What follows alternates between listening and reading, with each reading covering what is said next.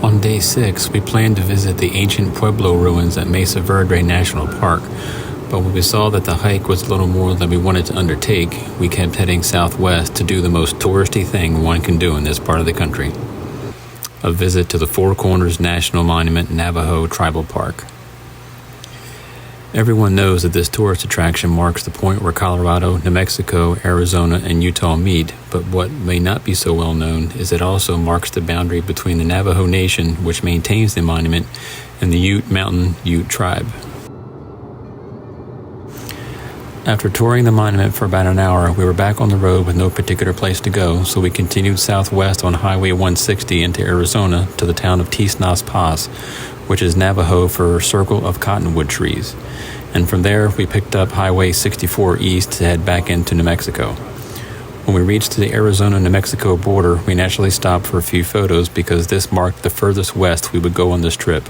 At this point, we were 2,078 miles from home. Day 6 was also the first day I was finally able to get the drone up in the air.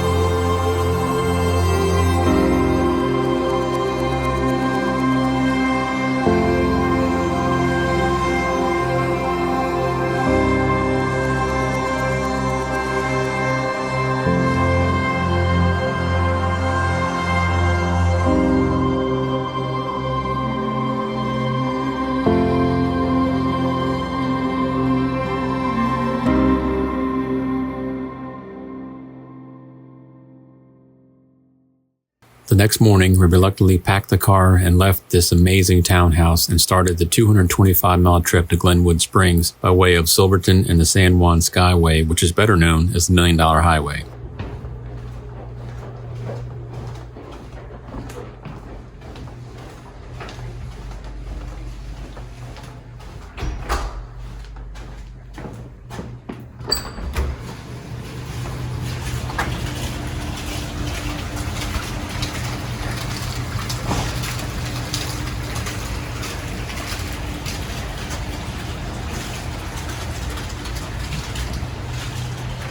And all the way to the garage. Big place, huh, Bubba? It's huge. Biggest place I've ever stayed in. This will be another leisurely drive, and we made several stops to put the drone up. Our first stop was Coal Bank Pass, about 30 miles north of Durango, and again at Andrews Lake, about 8 miles outside of Silverton. The $1 Million Highway doesn't officially start until you're north of Silverton, but the stretch of Highway 550 between Durango and Silverton is pretty breathtaking in itself.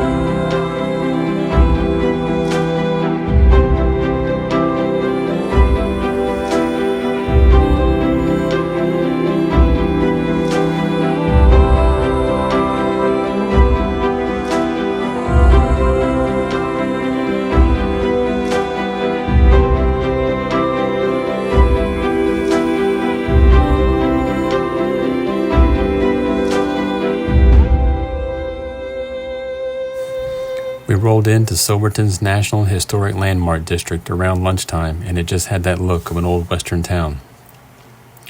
Originally called Baker's Park, Silverton sits at 9,318 feet in a flat area of the Animas River Valley and is surrounded by steep peaks, most of which are 13ers, with the highest being Storm Peak at 13,487 feet.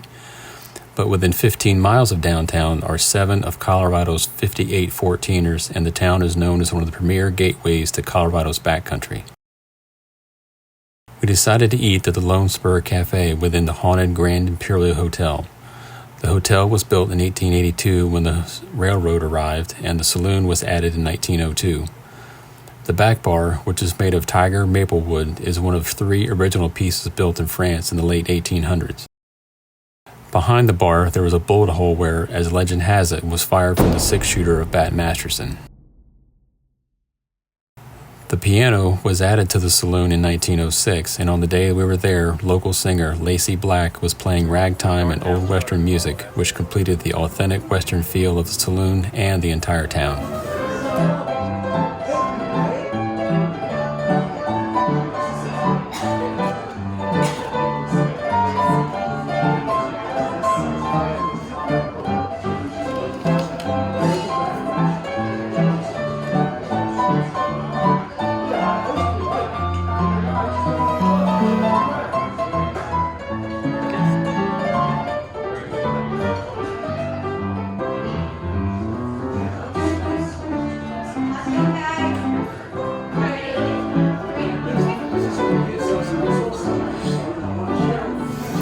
After lunch, we continued north on the San Juan Skyway towards Ouray.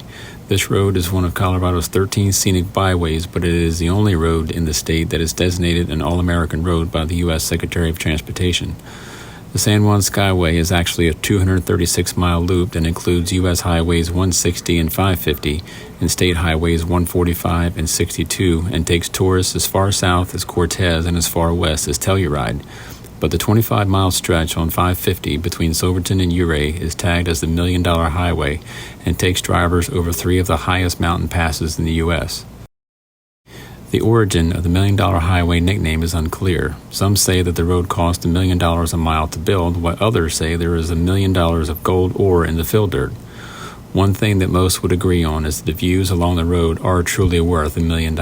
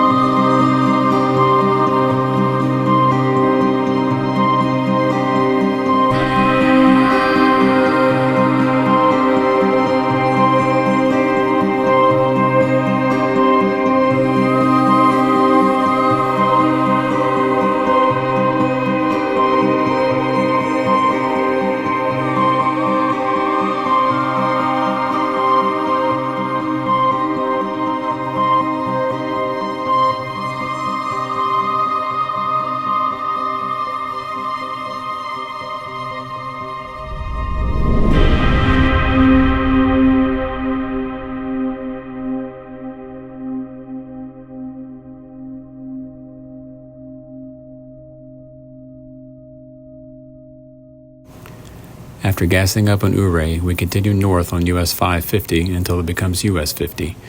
This section of highway runs between the Uncompahgre National Forest and the Black Canyon of the Gunnison National Park. When we reached Delta, it would have been faster to continue north on US 50 to pick up I-70 east, but instead we headed east to take the more scenic Highways 92 and 133, which run between the Gunnison and Grand Mesa National Forest and over the 8,755-foot McClure Pass.